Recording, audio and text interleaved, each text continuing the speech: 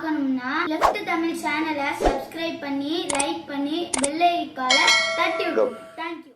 எல்லாருக்கும் மனநிலை நல்லா இருக்கா? மனநிலையா நல்லா இருக்கீங்களா? ஏன்னா இனிமேல் இப்படித்தான் கேட்க வேண்டியிருக்கும் போல இருக்கு. ஏன்னா உலகத்தையே ஒருத்தர்கிட்ட கொடுத்துருக்கணும். அவர் அமெரிக்க அதிபர். அவர் பெயர் ட்ரம்ப். 27 உலகில் சிறந்த மனநிலை மருத்துவர்கள் ஆராய்ச்சி செஞ்சு ட்ரம்புக்கு சோசியோபத் எனும் மனநிலை கோளாறு இருப்பதாக கண்டறிந்துள்ளனர். சோசியோபத் அப்படின்னா என்னன்னா, சமூக விரோத மனநிலை, சமூகத்தோடு எந்த விதத்திலும் ஒத்து போகாத ஒரு மனநிலை கொண்டவராக இந்த ட்ரம்ப் இருக்கிறார். இந்த ட்ரம்ப் ஆட்சிக்கு வந்ததுல இருந்து பத்திரிகையாளர்களை திடீர்னு என்ன சொல்லுவார்னா, உன்னை நான் கூப்பிடல, நீயே வந்த அப்படின்னுவாரு. அவர்கள் ஆசிய ஆப்பிரிக்க லத்தீன் மக்களை சேர்ந்தவர்கள் அப்படின்னா, நான் நீங்களா கேட்கறதுக்கு நான் பதில் சொல்ல மாட்டேன் அப்படின்னுவாரு. வெள்ளையர்களாக தேர்ந்தெடுத்த வெள்ளையர்களாக கேள்வி கேட்கணும் அப்படின்னு அவங்களுக்கு பதில் சொல்லுவார். இவருடைய நடத்தை மேல் உச்சபட்ச கோபம் கொண்டு ஒருத்தர் துப்பாக்கியை கொண்டு சுட்டிருக்கிறார், அதையும் நம்ம பார்த்தோம்.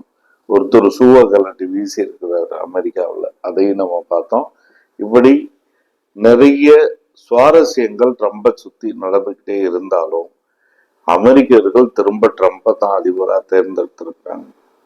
அப்ப 27 உலகில் சிறந்த மனநிலை மருத்துவர்களால் தேர்ந்தெடுக்கப்பட்ட ஒரு சோசியோபத், ஒரு சமூக விரோத மனநிலை கொண்ட ஒரு மனநோயாளி உலகை ஆள்கிறார் என்பது தீர்ப்பு.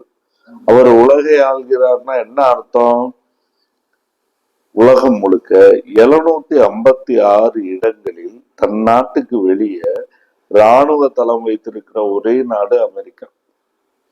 அப்ப இந்த 756 இராணுவ தளங்களுக்கும் மனநிலை முத்தி ஒரு உத்தரவு போட்டார் அப்படின்னா, அவன் எங்கெங்க தாக்கணும்னு அவனுக்கு உத்தரவு இருக்கோ அதை பூரா தாக்குவான். அது மட்டும் இல்ல, அமெரிக்க அதிபர்கிட்ட தான் அணுகுண்டுகளினுடைய சுவிட்ச் இருக்கு. உலகையே அழிக்கக்கூடிய வல்லமை கொண்ட அணுகுண்டுகளை அமெரிக்கா கையில வச்சுக்கிட்டு அதற்கு அதிபராக ஒரு மனநோயாளியை போட்டிருக்கு. இதுதான் நாட்டுல இருக்கிற சூழ்நிலை. சரி, ஏங்க அவருக்கு ஒரு குணக்கோளாறு வரலாம், எல்லா மனிதர்களும் ஏதோ ஒரு விதத்துல மனநோயாளி தான் அப்படின்னு நீங்க நிறைய பேர் ஆறுதல் சொல்ல உடனே வேகமா கிளம்பி வருவீங்க. கொஞ்சம் நெல்லுங்க. அதாவது அந்த பிரச்சனை அவரோட போகல. எது வரைக்கும் வருது அப்படின்னா, கனடா இருக்கு, நான் அதை அமெரிக்காவோட இணைக்க போறேன் அப்படின்னு உடனே சொல்றது. அப்புறம் இஸ்ரேலை தாக்க சொல்றது. இஸ்ரேலை தாக்க சொல்வது, ஆயுதம் கொடுப்பது எல்லாமே அமெரிக்கா தான். அப்ப இந்த அமெரிக்காவுடைய நலனுக்கு இருக்கிற ஒரு எடுபடி தான் இஸ்ரேல்.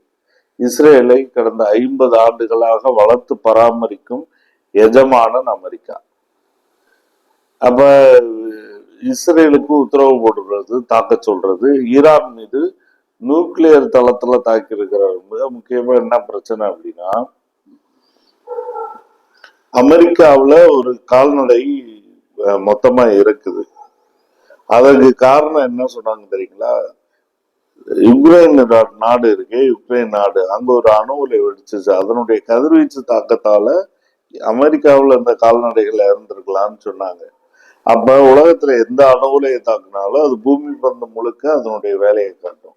இப்ப நீ ஈரானுக்கு மீது அணு உலை மீது குண்ட போடுறாரு ட்ரம்ப். அப்ப இந்த மனநிலை, மனவிகாரம் எல்லையெல்லாம் போய்கிட்டே இருக்கு.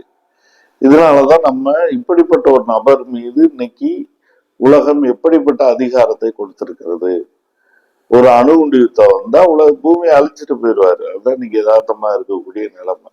அதனாலதான் இப்ப இது போன்ற அரசியல் விஷயங்கள்ல நாம பாட்டுல கவனம் செலுத்தாம இருப்பதனுடைய ஆபத்தை புரிந்து கொள்வதற்காக தான் இதை நான் நகைச்சுவை சொல்றதாக இருந்தாலும், இது எப்பேற்பட்ட துயரம் யோசிச்சு பாருங்க.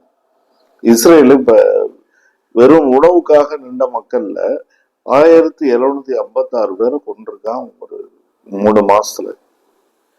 உணவுக்காக இருந்த மக்கள், அவங்க கையில துப்பாக்கி இல்ல, கல்லு இல்ல, கட்டை இல்ல, ஆயுதம் இல்ல, சாப்பாட்டுக்காக நின்றவனா 1700 கொண்டிருக்கான். நமக்கு இன்னொரு பிரச்சனை என்னன்னா, ஒருத்தனை கொண்டா நம்ம அப்படியே கூச்சல் போடுவோம்.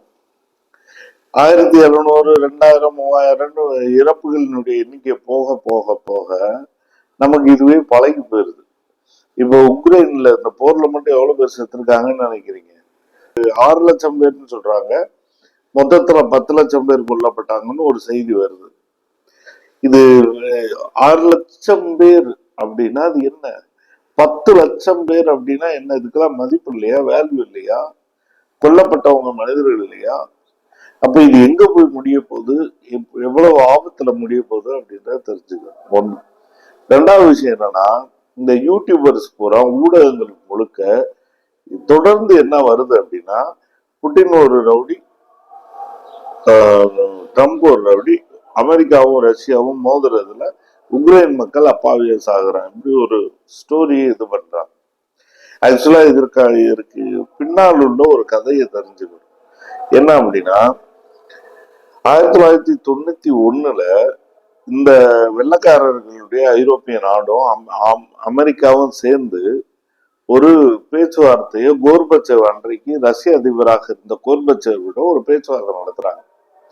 அந்த அக்ரிமெண்ட்டுக்கு பேரு 19 பிப்ரவரி அக்ரிமெண்ட்னு சொல்லி. அந்த அக்ரிமெண்ட்ல என்ன முடிவு பண்ணப்படுதுன்னா, இனிமேல் பழைய சோவியத் யூனியனில் இருந்த கிழக்கு ஐரோப்பிய நாடுகளினுடைய பிரச்சனைகள்ல ஒரு இன்ச்சு கூட நேட்டோ உள்ள வரக்கூடாது, நேட்டோ ஒரு இன்ச்சு கூட தலையிடக்கூடாது என்று ஒப்பந்தமும், அதற்கு ஈடாக ரஷ்யா கிழக்கு ஜெர்மனியை 2ஆம் உலக போர்ல ரஷ்யா கைப்பற்றுச்சு. அப்ப அதை என்ன சொல்றாங்கன்னா, கிழக்கு ஜெர்மனியும் மேற்கு ஜெர்மனியும் இணைவதற்கு ரஷ்யா ஒத்துக்கணும் அப்படின்னு சொல்றாங்க. அப்ப அன்றைக்கு அதிபராக இருந்த கோர்பச்சேவ் இந்த ஏற்பாட்டுக்கு ஒத்துக்கிறார். அதற்கு பிறகுதான் கிழக்கு ஜெர்மனி மேற்கு ஜெர்மனியா இருந்த ஜெர்மனி 91 ஒரே நாடாக இணையுது. இன்னைக்கு இருக்கிற முழு ஜெர்மனியும் 91 தான் இணையுது. இதற்கு ஈடாக என்ன வாக்குறுதி இவங்க கொடுத்திருக்கிறான், அந்த வெள்ளக்காரர்களும் அமெரிக்கனும் ஒரு இன்ச்சு கூட கிழக்கு ஐரோப்பிய நாடுகளில் தலையிடுவதில்லை. அதில் முக்கியமா அட்லாண்டிக் ஒப்பந்த நாடுகள் பேர், அதுக்கு பேர். அதுல இந்த பக்கம் பாத்தீங்கன்னா லாட்வியா, ஸ்லோவேக்கியா, எஸ்டோனியா, இப்படி சில நாடுகள் இருக்கு. அடுத்து போலந்து, உக்ரைன், இதெல்லாம் இருக்கு. ஆனால் இவர்கள் அந்த ஒப்பந்தத்தை தூக்கி போடுறாங்க. எப்ப 2004 கிளின்டன் வந்தபோது அவர் தான் மறுபடியும் என்ன ஆரம்பிச்சு வைக்கிறார் அப்படின்னா, இந்த நேட்டோல இந்த நாடுகளை பூரா போலந்தை இணைக்கிறேன், லாட்வியா இணைக்கிறேன், இந்த நாடுகளை பூரா இணைக்கிறேன்னு அதனுடைய உள்வாரங்கள்ல பூரா தலையிடுறாரு. இப்ப என்னன்னா, இந்த நம்ம சொன்ன இந்த நாடுகள் Slavia, Latvia, Estonia, Poland, Ukraine, இங்கெல்லாம் பாத்தீங்கன்னா ஒரு கணிசமான பெர்சன்டேஜ் ரஷ்யர்களும் இருப்பாங்க, அத தனித்துவமான தேசிய இன மக்களும் இருப்பாங்க. இயல்பாகவே 2 இனங்கள் இருக்கும்போது அதுக்குள்ள உள்நாட்டு தகராறுகள் அல்லது அரசியல் பிரச்சனைகள், தகராறுகள் வரத்தான் செய்யும். அப்படி வந்தா என்ன பண்றது அப்படின்னா, உள்நாட்டு விவகாரங்களில் தலையிடாமல் இருப்பது என்பது ஒரு கண்ணியமான வெளியுறவு கொள்கை. அப்ப இந்த நேட்டோ நாடுகள் தலையிடக்கூடாதுன்றதான் ஒப்பந்தமே. ஆனா அவன் என்ன பண்றான்னா, போலந்துல தலையிட்டான், இந்த நாடுகள் எல்லாம் தலையிட்டு ரஷ்யாவுக்கு எதிராக திருப்பி அத ரஷ்யாவிடம் இருந்து இவர்களுடைய அணிச்சேர்க்கை பக்கம் கொண்டு வந்தாங்க. போலந்துல தலையிட்டாங்க, இதே மாதிரி சிக்கலை ஏற்படுத்துறாங்க.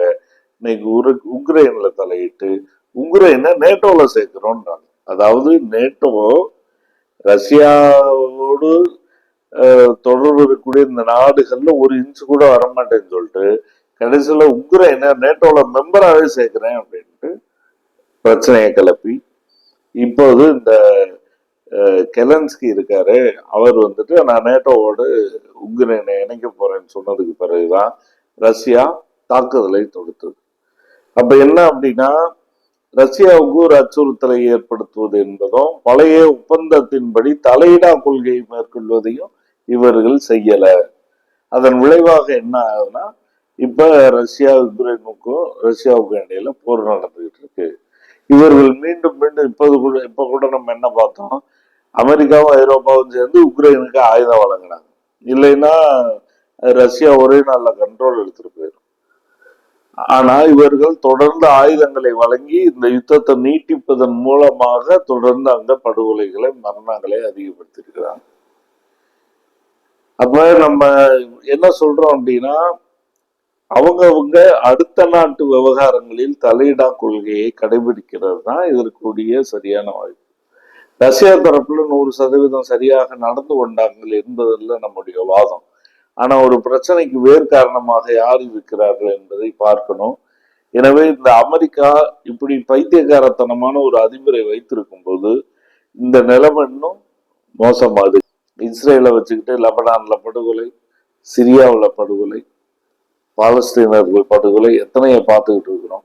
எனவே இந்த நேட்டோ நாடுகளும் அமெரிக்காவும் நடந்துக்கிற அடாவடித்தனத்துக்கு கொஞ்சம் நஞ்சம் எல்லை இல்லை. இப்ப இந்த பைத்தியக்காரத்தனமான ட்ரம்ப்பினுடைய அடுத்த விஷயம் என்னவா மாறுதுன்னா, என்ன பகைச்சுக்கிறவங்களுக்குலாம் நான் வரிய போடுவேன், என்ன வேணா செய்வேன்.